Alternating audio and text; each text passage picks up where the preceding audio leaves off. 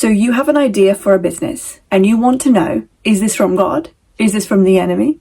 Is it from God, or is it just from me? Is it just me and my own calling and what I think I should do? Well, let's talk about this. Let's talk a little bit about what you're going to notice when God is calling you into your assignment. First of all, he prepares you for the assignment before he puts you in the garden where the assignment is. So we've already talked about that. We've talked about how God created the garden first before he put Adam in it. So this means that somewhere there is metaphysical, spiritual land for you. He's preparing you for that land.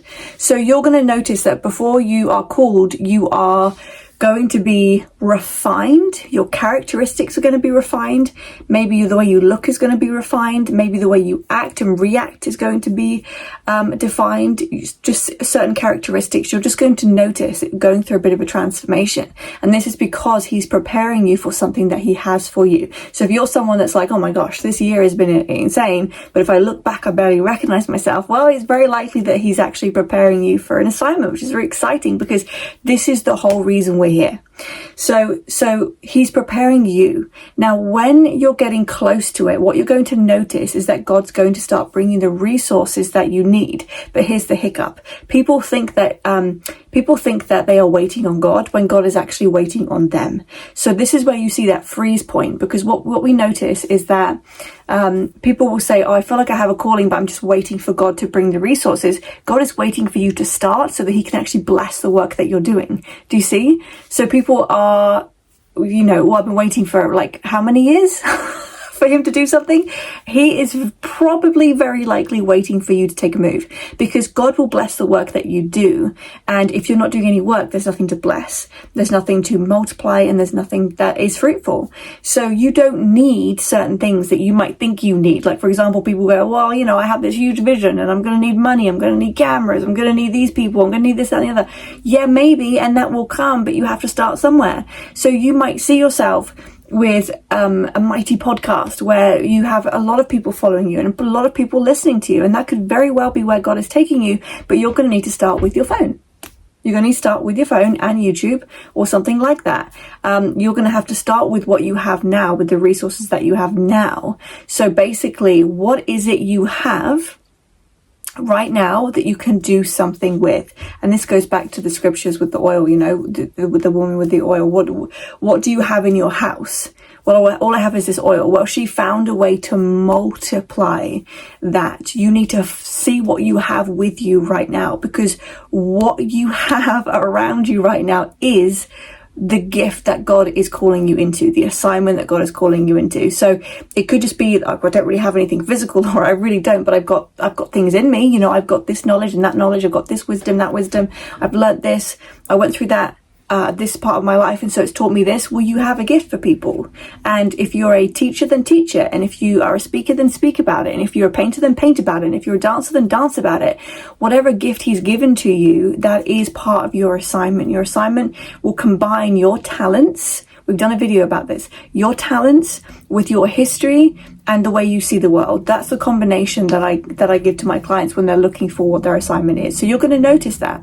The next thing is that you're going to notice people. You're going to start to meet new people, because God will start to bring people into your life that you need. These are going to be people that will bring resources with them. So you might suddenly start meeting people that, say you want a podcast. Well, so now you're meeting people, you're in circles with people that already have podcasts. So you can kind of become like them, or observe how they think and feel, right? As a seer, I take myself to places that I know I want around people that I want to be more like, because when I see something, I become something. That's the gift of a seer. So I will make sure I'm in places with people that are doing what I would like to do, because when I see them, I become them, and I take on their characteristics and their traits, which helps me to be the woman that God needs me to be, to have the assignment. So you need to make sure you are paying attention to who's in your life, to who is moving around you, because they're going to have the resources. So let's say, for example, as well, you need photos. You need a photo shoot. Suddenly you're going to meet a photographer. You don't know how to use YouTube. Well, there's someone around that actually does know how to use YouTube, and maybe they can teach you, right? Suddenly people are saying, oh, I'm taking this course and you want to come along? Yes, you do want to go along, right? So all these things are going to start, God is going to start to bring these things around you. but you have to start somewhere. So he's sending you the resources. Do not get fixated on what you think those resources should look like. So for example, if you think, well, I'm going to need $10,000, I'm going to need a podcast studio, I'm going to need, right, whatever it is, if you get really fixated on that, then God can't use you as, you're not being resourceful enough. God can't use you so much because you're so fixed on a point that you're missing what's right in front of you. So a lot of you just have to try. You just have to do something, anything, because otherwise you will become one of those people who just says, I'm waiting on God. And so many people get stuck in this loop all the time. They think I'm feeling better, my life's going better, I think I'm ready to do it now, and then everything crumbles. Okay, we talk about that in the foundational masterclass, where things start to crumble when you get close to your assignment, because things act as a distraction. So that's the next thing that you're going to notice, is that you're going to notice the opposite. Okay, we've got the law of polarity. So we have the good and the bad, the black and the white, the up and the down. This is part of God's world and God's law. And so what goes up must come down, and there's a time to reap, there's a time to sow, there's a time to harvest, there's a time to cry, there's a time to laugh. There's life is seasonal. You have to know what season you're in. And if you're watching this video, you're probably in a building season. But what you want to pay attention to is what God's calling, which season God's calling you into. And so many times I hear people that are like, well, I was really close and this was happening, but then all this bad stuff happened. I was starting to get the podcast ready, or I was starting to write the book, or I was starting to do this, that, and the other. And then my sister got angry with me, or my boyfriend left me, or, these bad things happened. That is the enemy attacking you. That is the enemy attacking you. I've done a whole masterclass on that. Please go watch it. It's on my website. That is what happens. You're not just going to experience the beauty and like, oh yes, I'm seeing the resources, I'm seeing the people, I'm seeing all these things come together. You're also going to experience the bad. You're also going to experience destruction. You're also going to experience problems, and if this is really your calling, then nothing will stop you. if the thing is, look at it like this, okay, if there's a part of you that's actually really scared to do this for whatever reason, there's a plethora of reasons, but if you're actually really scared to do this, then any minor inconvenience will make you go, actually no, maybe I won't do it, because maybe it's not that important to you. And as a teacher myself, this has been a lesson for me, because I have to accept that there are going to be a lot of people who aren't going to do what God is calling them to do. And that's something I've had to learn as a teacher. It's just some people aren't going to do it. Some people are more comfortable in the suffering and the struggle of the world. And some people are more comfortable in the ups and downs of life. And some people, their fear is so familiar to them that actually to be in the joy of an assignment and the glory of such thing, that's unfamiliar to them. And although it's deeply unconscious and sometimes it calls for deliverance, but some people would rather suffer than be in joy. And that's just something that as a teacher I've had to accept, and I hate it. And I can't deny that, and I have to be completely transparent. I hate that, because my toxic trait is that I care more about your assignment than maybe you do. But that's the gift of a teacher, and I know that whatever gift you have, you'll have your own version of that story. So this is something that we have to accept. But you are going to see that. You are going to see interference, because God calls you, Satan hears you. Satan hears that same call. And so if you feel that you are being called into something and that you are being called to move forward, you have to also remember that message is going to go out, and that message is going to go to people and things and entities and realms that wish to interfere. Remember, if you have an assignment on your life, then you are marked from birth. And would have been experiencing destruction from birth. And so you're going to all have a story that is of trauma and destruction. And you have a choice. You can be the victim of that, or you can use it for your glory and for the glory of the kingdom. And that is absolutely your choice. And all it takes is for you to step out of being double-minded and step into saying, yes, I want it, no matter what. the heavens will shake. But like I said, a lot of the time it's actually easier to say no and be in the comfortable, familiar, old ways of suffering. And that's just something that we all have to accept. But I really hope that you don't do that. I really hope that you say yes. But look out for these things. Look out for interference. When you receive interference, you have to go into prayer.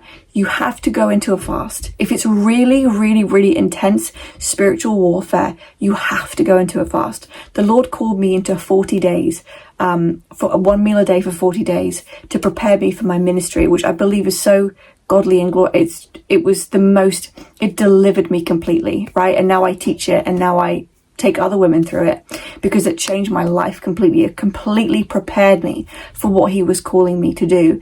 And I recommend doing the same. And if you feel called to it, look into it, pray into it. But fasting really does deliver people from things. Not everyone needs deliverance. Some people just need to get up and go and do it, but some people do.